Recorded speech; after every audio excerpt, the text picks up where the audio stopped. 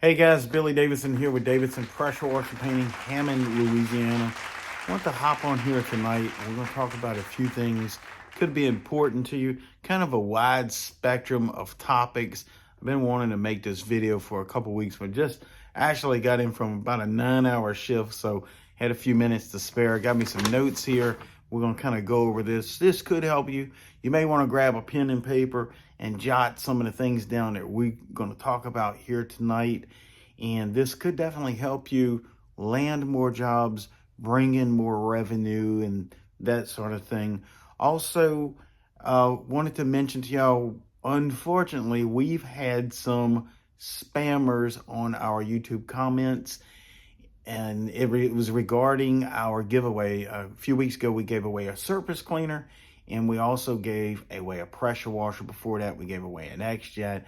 But for some reason, some spammers are coming along and trying to tell people they've won, and the giveaway was weeks ago. And we're going to be doing more giveaways, but I just want to let y'all know, if it's not from me, if you don't talk to me on the phone, just delete and block those comments. Don't even respond to them. We're trying to delete them and block them on our end, and I know it's annoying, and I apologize for it, but it's kind of out of my control. But we're going to try to stay on top of it and get those comments blocked and deleted.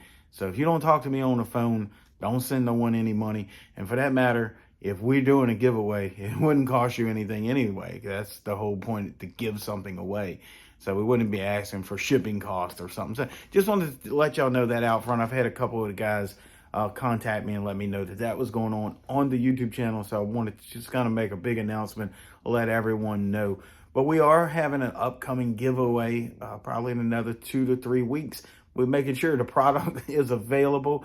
So, to be notified when we do this, make sure you hit the subscribe button and the notification bell. That way you'll be notified when we announce our giveaway. So it's going to be something really special if I can get my hands on it. So that's a big if. But I think I got a good feeling about this. I think we should be able to do just fine with it. A couple things I want to talk about. One thing in particular we're going to talk about is asking for a deposit, an upfront deposit from your customers, whether you're doing a pressure washing project or whether you're doing a parking lot striping project. This could be really important. A lot of guys are unclear how this tends to work. We're going to talk about that. Also, we're going to talk about a way that you can make your estimates be outstanding. Oftentimes, whether you're pressure washing or parking lot striping, a lot of times these potential customers are getting multiple estimates. I mean, why wouldn't they not? Usually they want to try to get it from at least 2 or 3 service providers. In the parking lot striping industry, many times a company calls for this type of service and they don't get any responses, because many times the service providers that do the parking lot striping are booked out for months, like we are. We're booked out for the rest of 2022. Every time slot that we have available is gone. Now, that's not to say that we could slip someone in here or there, but that just goes to show you, for parking lot striping, all of our time slots have already been filled for 2022. Matter of fact, they were filled in and around Thanksgiving of 2021 moving forward for over a year. So oftentimes, if a person's calling for a parking lot striping job to get an estimate on, we really can't even take it. I mean, what am I going to tell them? We're going to wait 18 months before we get out there. So many times we'll go try to look at it and maybe try to squeeze it in, maybe try to lend it off to someone else. So we've been doing a lot of that lately. So that lets me know when a customer's calling for a parking lot striping estimate, probably in your area too, if there is a service provider available, or 2 or maybe even 3, many times we're booked up just like them. They booked up for months and months and months. And unfortunately, some of these guys don't even return their phone calls. So if you are able to get into the parking lot striping and you are providing an estimate, many times when you're providing an estimate for parking lot striping, you're the only estimate that they get. It's the only estimate that they can get. Of course, they want more. No one else is either in the area or everyone's booked out, so they're not going to take the time and go walk a property to submit an estimate that they can't even do the job for a year. So think about that. Oftentimes you're the only estimate they get for parking lot striping. So your estimate has nothing else to be compared to other than your own estimate. In that case, your competition is you. If you're not writing that estimate correctly, they can look at the estimate and reject it and just kind of give up on the entire project altogether. So if you're the only estimate they're getting, you really have to make sure that estimate is laid out in a manner which the customer can understand. Oftentimes, when we are professionals in our industry, we can use terminology that the customers have no idea what that means. And many times, they're not going to take the time to Google it or do research on it to try to figure out exactly what you're talking about. For example, I understand in the pressure washing world, we like to throw the term around sodium hypochlorite. Many times these customers, that's Greek to them. They have no idea what that means. So there again, in the parking lot striping world, make sure your estimates are clear and understandable to a layman. Many times these people have no idea what we're talking about. Where we're talking about solvent-based paints or latex or whatever. So your estimate there is really important, because many times, again, you don't have a competition bidding on that same job, but you're your own competition. So if that estimate's not right, they get frustrated, they throw it out, and that sort of thing. And that's what we're going to talk about here in this video, how you can kind of make those estimates a little bit better where they can be understood by someone that's not familiar with this type of industry. And this is going to go for pressure washing too. So video might be a little long, but stay towards the end. I think it'll be definitely worth the value of time that you're putting into it, obviously. So in the parking lot striping world, I like to incorporate pictures inside of my estimate. The reason why I like to do this is because the customer can see exactly what the problem is. If we're talking about an ADA code is out of regulation, many times they don't know what ADA means, so we want to make that estimate very clear to them and then include a picture, and then they have that moment to where they understand what ADA means. Then if they go do some research on it, y'all both are basically speaking the same language. So pictures within the estimate are very good practice to do it. I've been doing it for years. Matter of fact, if you want to see some of my sample estimates in our striping course, you can go check out the link in the description. The All Pro Parking Lot Striping course is about 10 hours long, and it has a sample contract or sample estimate in there. So pictures are very important. And guys, make sure your pictures are good pictures.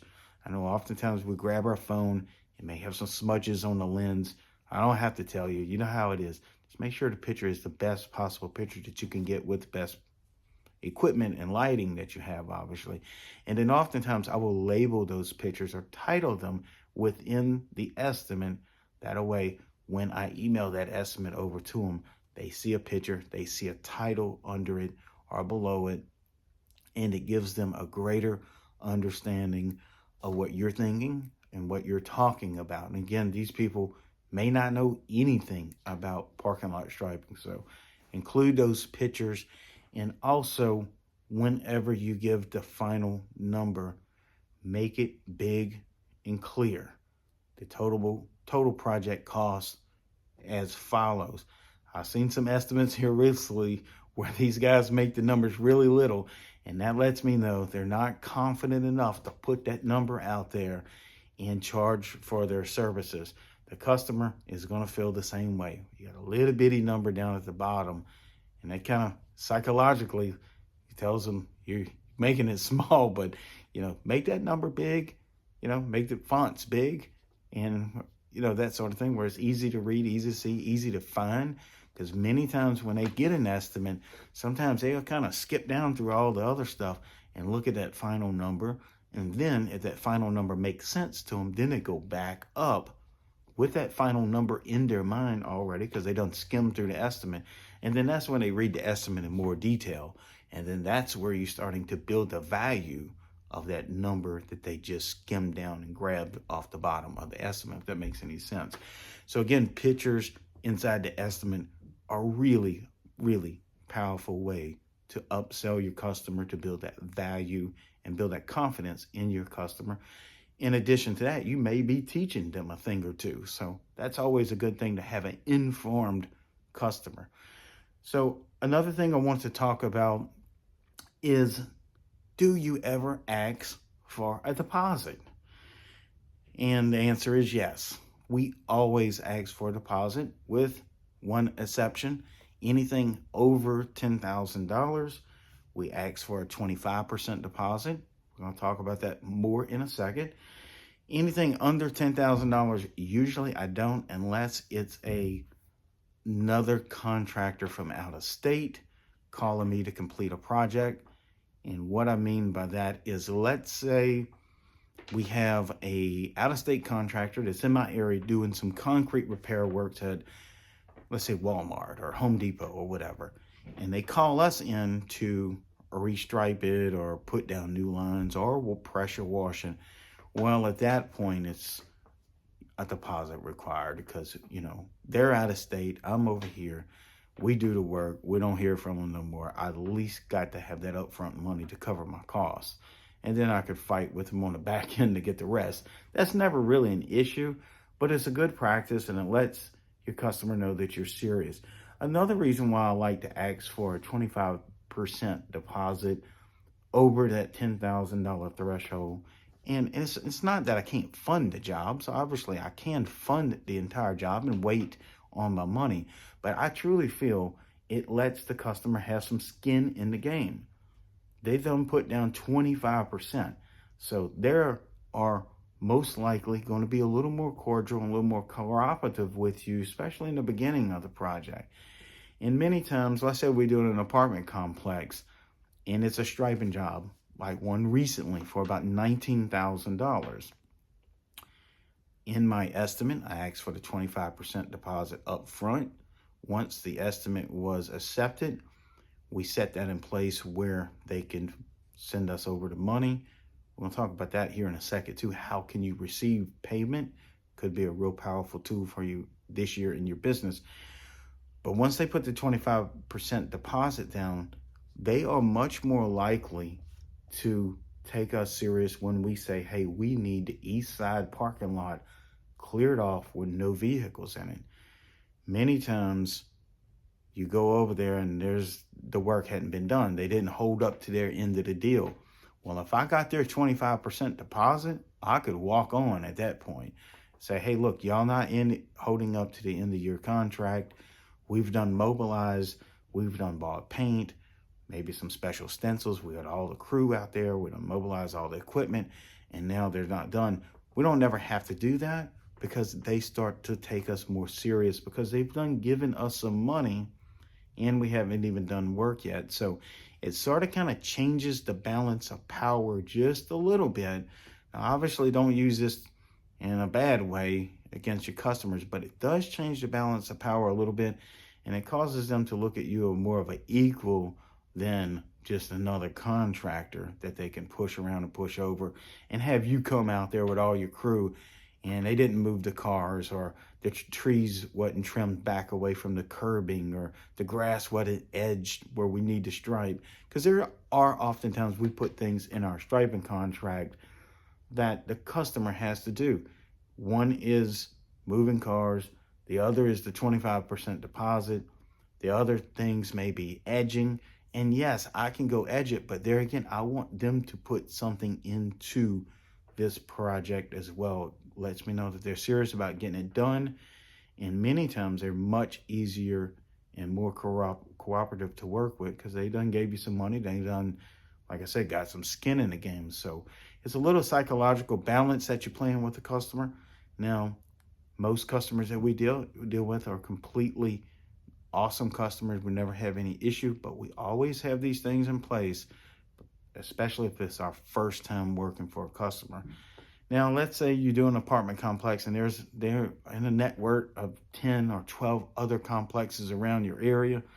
Once you do that one and you see how the flow goes with them, maybe on the second project, you don't even bother about the 25% deposit. But oftentimes on that first one, anything over $10,000, now you can set that threshold wherever you want. I just use $10,000 in my personal business with them, but you can set it at $5,000. I've seen some other guys set it at $7,500. I've seen other guys have it much lower. So wherever you are more comfortable with setting that 25% deposit at over 5,000 or under 7,500 or over 10,000, wherever you want it, that's your business, and it's all acceptable. I've seen a wide range of that going on in the industry, and it is a common industry practice. In addition, you would want that in your estimate up front. When they read the estimate, they see the total project cost, and the notes, special notes, they also see where you're requesting 25% deposit before you start working. So sometimes we'll label that as a material deposit or something like that, and usually, it's fine. It's industry standard. Another thing I want to talk about is collecting these payments. I'm getting several calls here recently. So once you start power washing commercial or parking lot striping commercially, how do you accept the payments? Well, for decades, what we would do is just send them an invoice. Sometimes a paper invoice before email got really popular, because I've been doing this for about 28 years now. I would send them, walk them in a paper invoice, hand it to them, and then wait on a check for 30 days, sometimes 3 weeks. Sometimes it was sooner. Sometimes they would have the check cut already for me. I hand them the invoice, to hand me the paper check, and we take off, and we're done. Well, now that still goes on, but obviously we will be emailing them an invoice, and they have two payment options. They can send a check, which about 40% of the people do send a check now, versus 20 years ago, it was 100% of the people sent a check. Well, now I'm only getting about 40% of my customers that pay with a check. The other 60% of my customers, pressure washing customers and parking lot striping customers, prefer to pay online. A really easy method to doing that is we use Square Payments. You can do the invoice and put the link in the email. They can click and pay. You're paid instantly. Yeah, it's like a little 1 or 2% fee, but y'all know how it is. Running to the mailbox 15 times waiting on a check sucks. So, if you pay a 1 or 2% fee or whatever it is, you get the money right away. It's a lot easier, and you can, deal with that money and go do your next project. So again, that's how we do it. There are many other digital online payment methods. I prefer Square, and there's tons of other ones out there. Just do some research and find the one that best fits your needs.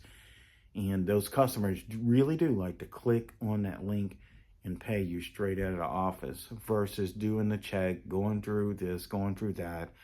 It's much easier for them to pay you through there. And also we accept deposits like this. We just did a giant project for Walmart, and Walmart preferred to pay with a link that they can click on through an email. So we were talking about tens of thousands of dollars. They paid right there. So if I'd have had to wait on a check, I might would still be waiting on that check. And how many times I would have went to the post office, walked out to the mailbox, whatever the case is, looking for that check, and we had it instantly. So think about that. Customers want an easy way to pay you, and you want an easy way that the customers can pay you. The less hurdles that they have to jump through to get you a check, the quicker you're going to get your money, the easier they're going to be for them, and they'll be remembering that the next time that you do service for them, that they can just click a payment link and pay you instantly. It makes it much more easier. And on top of that, they have a record of it. Anytime they pay with their company card, obviously they have a record of it, and Square does send them a receipt as well. Whenever they do the checkout on Square, they put their own email address in there, and that's where the receipt comes. So it works out perfect. So that's another thing that we like to do. And this is primarily, we primarily geared to commercial pressure washing jobs, commercial parking lot striping jobs, but we have some residential houses that are thousands of dollars to pressure wash. We have one that's like $8,500 to pressure wash. We do it like 3 times a year. And they also like to pay. I send them a text message with a link. They send me the $8,500, and it's all good. And that's a residential. So this may work for smaller residential jobs as well. A lot of times we go pressure wash a home, people's not even there. So they can send it through a payment link or PayPal or something like that. So if you're not taking digital payments, start to do so. It will benefit you in ways that you probably won't appreciate until you start taking those digital payments. A really good way of getting paid for your services. One other thing I want to talk about before I let you guys go, in the pressure washing world, we have been finding that our yard signs are really, really starting to catch traction. Guys, if you're not doing yard signs, please do start doing that now. The season's about to kind of pop off. We're here in Louisiana. We've been getting some warm weather for about 2 weeks now, and we're starting to gear up. I mean, we're starting to see the calls come in, some of the bigger jobs. And this was because I put my yard signs out last month. So sometimes yard signs do take, a little lag time. So start getting them out there, putting enough of them out there to make a difference. And if you need help on designing your yard sign, which is really important, I tell guys all the time, you have to have that yard sign exactly the way that person needs to be able to read it and digest the information, and in the right place. We also teach you our special techniques of yard signs on BillyDavidsonVIP.com, and it's been enormous helpful for a lot of guys out there. So if you're not unsure how to do your yard signs, or you've never done them, or if you're having problems with people stealing your yard signs, or you're getting littering tickets of your yard signs, all of that could be avoided with a technique that we teach that is very powerful. So do your marketing, do your yard signs. Make sure you got signs on your vehicle. Oftentimes, if a customer sees your sign on your vehicle, they may hop online and do a little research on you, which is very fair. I would do the same thing. So make sure you have a Facebook page. Make sure you have a Google My Business page, and maybe even a little cheap website. It doesn't have to be nothing special, just something that they can land on. Read a little bit about your company before they give you a call. And that goes for your yard signs, your lettering on your truck. Sometimes these customers are quite sophisticated, so they want to make sure that you are legit. They want to kind of see what you're all about. So they look at the yard sign, they look at the magnets or the lettering on your vehicles, and then they do a little quick Google search on it, and then that's when they usually contact you. So guys, anyway, I wanted to make this for y'all. Again, we're going to be doing a giveaway here in the next few weeks. I'm real excited about that. So make sure you hit that notification bell. That way, when we announce it, your phone or your laptop or whatever you're on, will notify you that we're uploaded a video that may be some helpful information to you. Don't forget to subscribe and go check out our website. There'll be a link in the description. Guys, thanks for watching. I hope to see you all in the next video.